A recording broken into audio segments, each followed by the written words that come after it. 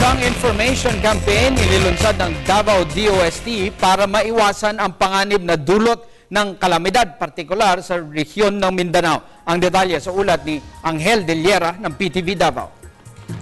Nagsagawa ang DOST ng Information Education ukol sa Project NOAA o Nationwide Operational Assessment of Hazards.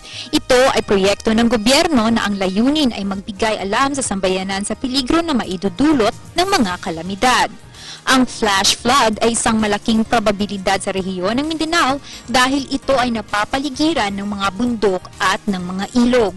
Ang pagbagsak ng ulan ay kinukolekta ng Mindanao na parang isang malaking batya katulad na lamang sa nangyaring bagyong Pablo na kung saan ang level ng tubig ay umabot hanggang 6 na metro na mas mataas pa kaysa sa sukat ng pangkaraniwang tao na 1.5 meters.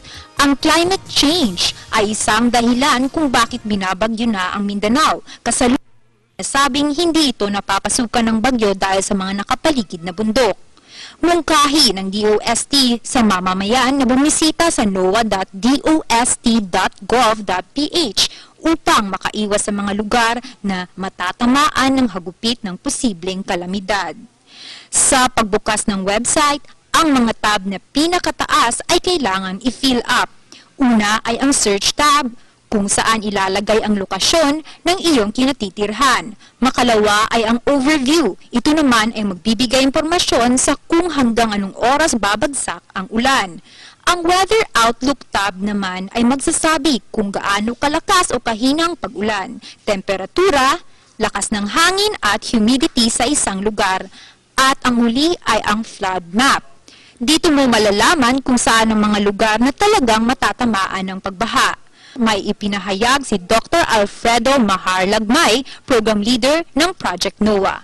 At mayroong mga prediction na yung mga climate change effects na kapag ito ay tumama, maaaring mas maging frequent ito o kaya ito ay mas magiging malakas. No? Ito yung mga predicted impacts ng climate change. No? Hazards na ating pinangangamba ay mananatili na nandyan, no? Pero sa pamamagitan ng mga bagong paraan para mailigtas natin ang ating mga sarili sa pamamagitan ng paggamit ng teknolohiya at saka advanced science ay maaari natin maiwasan ang mga disasters, no? Para sa Telebisyon ng Bayan, Angel De Liera.